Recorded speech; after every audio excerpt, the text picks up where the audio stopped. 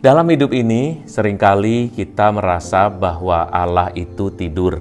Tapi benar nggak sih bahwa Allah itu tidur? Bahwa Allah bisa tidur? Bahwa Allah sedang tidur? Bahwa Allah tidak sedang memperhatikan kita?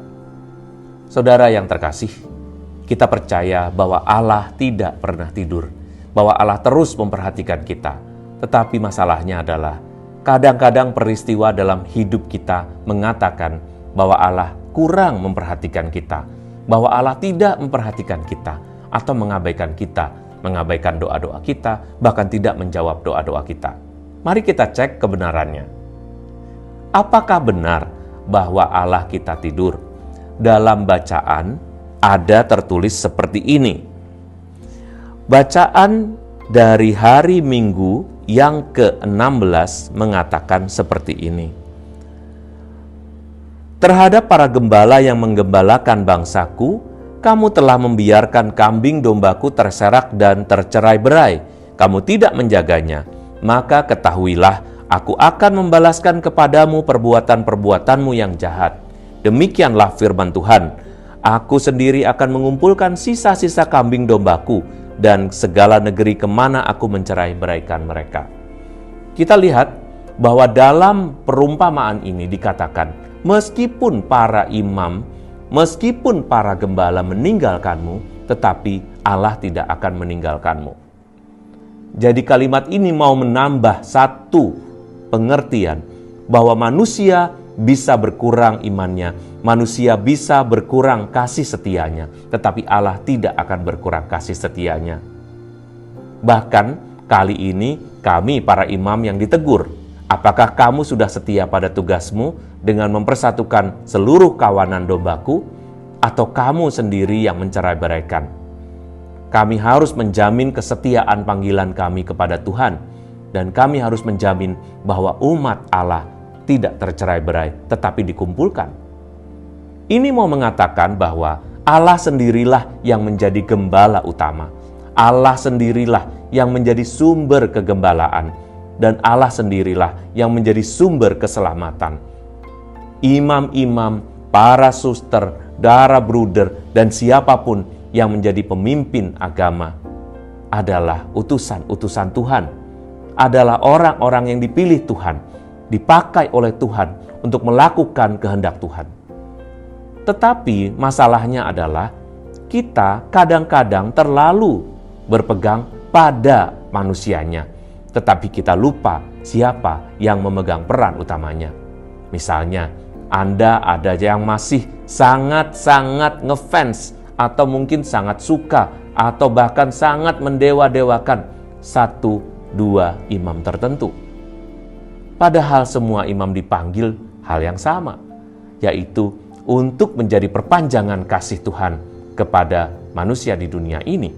Kami juga manusia, kami juga dipanggil dengan perutusan yang sama untuk menjadikan kehendak Allah terjadi dalam hidup kita.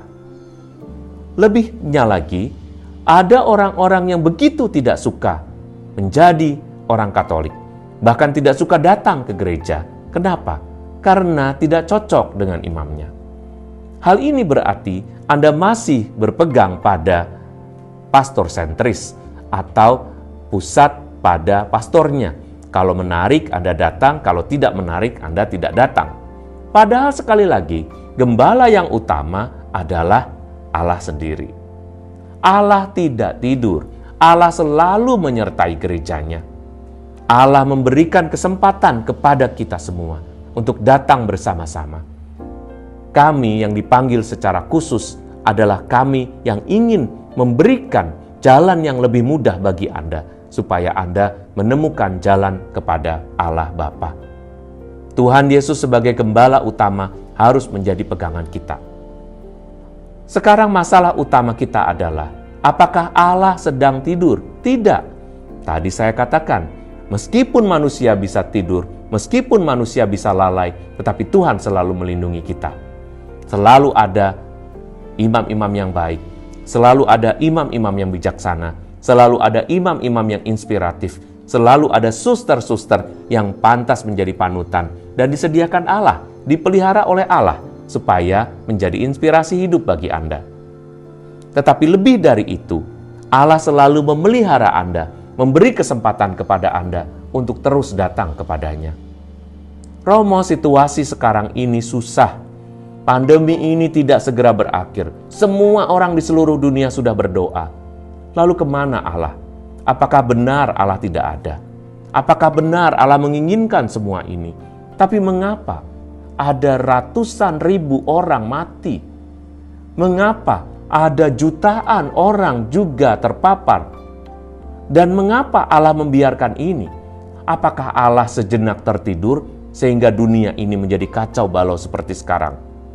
Saya katakan kepada Anda mungkin berpikir dari isu ke isu yang satu kepada isu yang lain, dan terpusat pada isu itu sehingga Anda lupa akan alam semesta. Jangankan 1 detik, seandainya 1/1000 detik Allah mendiamkan dunia ini, maka hancurlah semuanya. Bumi kita berputar, matahari kita berputar, seluruh planet berputar, gravitasi selalu ada di sana, sehingga keteraturan dalam dunia dan alam semesta ini terjadi juga karena kehendak Tuhan, terjadi juga karena Tuhan selalu ada dan tidak pernah tertidur. Tetapi kita lebih suka melihat hal-hal yang kecil, apalagi kalau itu berdekatan dengan keluarga kita, berdekatan dengan diri kita sendiri. Anda lalu terpusat di sana sehingga Anda lupa bahwa Allah tidak tidur, bahwa Allah menyertai kita semua. Yang disertai dan diurusi itu bukan hanya keluargaku, bukan hanya aku, tetapi semua orang di dunia ini. Kadang-kadang kita tidak sempat memikirkan orang lain, sehingga kita lalu mulai berpikir, kalau saya tidak dikabulkan doanya, berarti Tuhan sedang tidur. Kalau keluarga saya ada yang sakit, saya sudah berdoa dan tidak sembuh, berarti Tuhan sedang tidur. Anda berpikir terlalu family sentris atau bahkan terlalu pada kepribadian dan diri Anda sendiri. Tetapi sebetulnya Allah hadir, Allah bangkit, Allah bangun, Allah selalu terjaga untuk semua orang, untuk alam semesta dan untuk dunia ini. Kalau kita berpikir lebih luas lagi, maka kita tidak akan pernah berpikir bahwa Allah sedang tidur. Coba kita perhatikan apa yang dituliskan dalam Injil yang baik. Yesus mengutus murid-muridnya untuk mewartakan Injil. Setelah menunaikan perutusannya, mereka kembali berkumpul dengan Yesus dan memberitahukan kepadanya semua yang mereka kerjakan dan ajarkan. Lalu Yesus berkata, "Marilah kita pergi ke tempat yang sunyi, supaya kita sendirian dan beristirahat sejenak." Jadi Yesus mengistirahatkan para muridnya semasa dia berada di dunia ini, menjadi manusia. Dia berpikir seperti manusia. Lalu dia berpikir tentang murid-muridnya yang harus beristirahat. Lalu dia mengajak para muridnya untuk beristirahat. Apakah Yesus sungguh-sungguh beristirahat? Mari kita baca. Setelah Yesus mengajak ke tempat yang sunyi, tetapi pada waktu mereka bertolak, pada waktu mau pergi beristirahat, banyak orang melihat dan mereka mengetahui tujuannya, dan mereka malah mendahului Yesus dan murid-muridnya. Dan ketika mendarat, melihat jumlah orang yang begitu banyak, tergeraklah hati Yesus oleh belas kasihan kepada mereka, karena mereka seperti domba yang tidak mempunyai gembala. Lalu mulailah ia mengajarkan banyak hal kepada mereka. Jadi istirahat enggak? Enggak. Jadi tidur-tiduran enggak? Enggak. Itu sewaktu Yesus sebagai manusia. Yesus lebih berbelas kasih dan mengabaikan badannya sendiri. Dia tahu bahwa perutusannya adalah untuk keselamatan banyak orang. Umatnya yang sangat membutuhkan perhatian dan membutuhkan ajaran-ajarannya adalah umat yang saat itu membutuhkan dia berbicara dan melakukan sesuatu. Dan itu dilakukan oleh Tuhan. Luar biasa. Hal itu mau menunjukkan kepada kita bahwa Allah pasti mengutamakan keselamatan kita. Allah pasti mengutamakan kesejahteraan kita.